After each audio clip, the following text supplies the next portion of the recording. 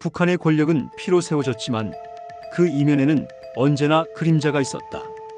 그림자는 여성들이었다. 그들은 권력의 중심을 스치며 살아갔지만 동시에 철저히 감춰진 존재들이었다. 이건 김정일의 이야기이자 그를 둘러싼 여인들의 이야기다. 사랑과 욕망, 두려움과 권력이 뒤엉킨 궁정의 세계. 그곳에서는 한 사람의 눈빛으로 운명이 바뀌었다. 그 눈빛의 주인은 김정일이었다. 1950년대 말 어린 김정일은 김일성 대학에 다니던 시절부터 영화에 매료됐다. 그는 영화관을 자신의 세계로 여겼다. 그리고 그 세계에서 그는 감독이자 신이었다. 그가 만든 시나리오 안에서 모든 인물은 그의 의지대로 움직였다. 그런 그에게 여성은 단순한 연인이 아니라 역할이었다. 그는 현실에서도 자신이 만든 극을 연출하고 있었다. 1960년대 후반 김정일은 당 선전선동부 영화 지도과에서 일하기 시작했다. 그는 북한의 모든 영화 제작을 통제했고 배우 캐스팅까지 직접 관여했다. 젊은 여성 배우들이 불려갔다. 그들은 김정일 동지께서 영화혁명을 지도하신다는 이유로 평양의 한 건물로 호출되었다. 그곳에는 조명이 있었고 피아노가 있었으며 언제나 그의 자리가 있었다. 그는 마치 감독처럼 앉아 여배우들을 바라보았다. 그 시선은 냉정하고 계산적이었다. 그의 곁에는 언제나 비서가 있었다. 그들은 지도자께서 마음에 드는 인물을 즉시 보고해야 했다. 그 순간부터 한 여인의 운명은 결정되었다. 그의 첫 번째 알려진 연인은 홍일천이었다. 그녀는 1960년대 중반 조선예술영화촬영소의 인기 배우였다. 미모와 재능으로 유명했지만 어느 날 갑자기 모든 작품에서 사라졌다. 그녀는 김정일의 비밀 저택으로 들어갔다. 그곳은 봉화리 별장이라 불렸다. 그녀는 외부와의 연락을 끊어야 했다. 그녀의 가족도 그녀의 행방을 몰랐다. 그녀는 사라졌고 그녀의 이름은 금기어가 되었다. 김정일은 그녀에게 가정을 약속했지만 그것은 공식적이지 않았다. 그의 사랑은 공적인 사랑이 될 수 없었다. 그의 아버지 김일성이 허락하지 않았기 때문이다. 김일성은 자신의 후계자가 배우 출신 여성과 결혼하는 것을 수치로 여겼다. 그래서 김정일은 그녀를 사랑했지만 동시에 숨겨야 했다. 그녀는 고립된 저택 안에서 살았다. 그의 방문은 예고 없이 이루어졌다. 그녀는 항상 준비되어 있어야 했다. 화장, 의상, 태도, 심지어 목소리까지도. 그녀의 존재는 그의 기분에 따라 존재하거나 사라졌다. 그녀는 김정일에게 한 아들을 낳았다. 그러나 그 아이는 기록에서 사라졌다. 그의 이름은 공식 문서에 한 줄도 남지 않았다. 그녀는 나중에 평양 외곽의 한 별장에 격리되었고 이후 소식은 끊겼다. 그녀는 살아있었을까? 북한 내부에서는 오랫동안 그녀는 존재 자체가 지워졌다고 전해진다. 그 다음은 김영숙이었다. 그녀는 당 비서의 딸이자 교육받은 엘리트였다. 그녀는 김정일과의 정치적 결합을 통해 공식 부인으로 인정받았다. 하지만 그것은 사랑이 아닌 체제의 결합이었다. 그녀는 보여주기 위한 상징이었다. 김정일은 그와 별개로 여러 여인을 두었다. 그녀는 침묵해야 했다. 평양의 저택 안에서 고립된 채 지도자의 부인으로 불렸지만 실제로는 그림자였다. 그녀는 말할 수 없었고 밖으로 나갈 수도 없었다. 그녀의 이름은 김정일의 공식 행사에는 등장하지 않았다. 그녀는 권력의 한 부분이었지만 동시에 존재하지 않는 인물이었다. 1970년대 초 김정일은 또 다른 여인을 만났다. 그녀의 이름은 성혜림이었다. 조선예술영화촬영소의 간판 배우였던 그녀는 김정일이 만든 영화 정분의 주인공으로 발탁되었다. 그들의 만남은 영화에서 시작되었지만 곧 현실로 옮겨갔다. 그녀는 이미 결혼한 상태였다. 그러나 김정일은 상관하지 않았다. 그는 그녀를 자신의 세계로 불러들였다.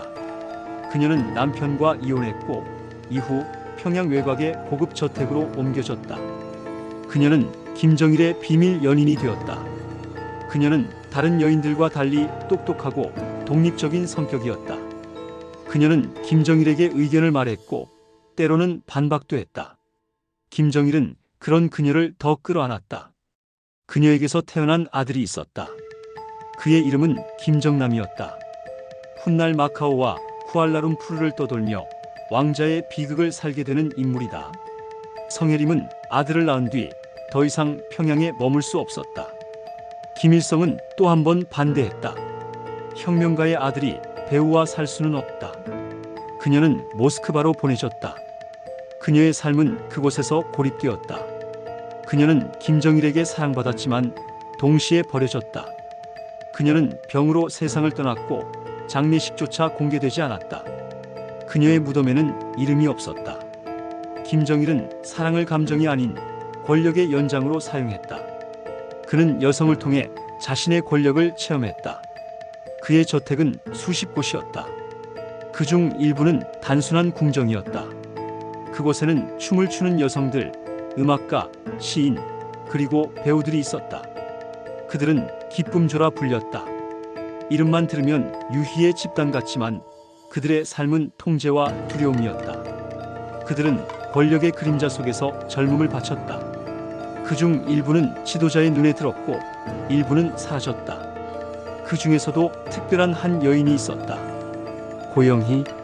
일본 오사카 출신의 무용수였던 그녀는 제1교포였다. 그녀는 평양예술단 공연 중 김정일의 눈에 띄었다. 그녀는 춤을 추는 순간조차 절제된 품위를 보였다. 그녀의 움직임에는 슬픔이 있었다.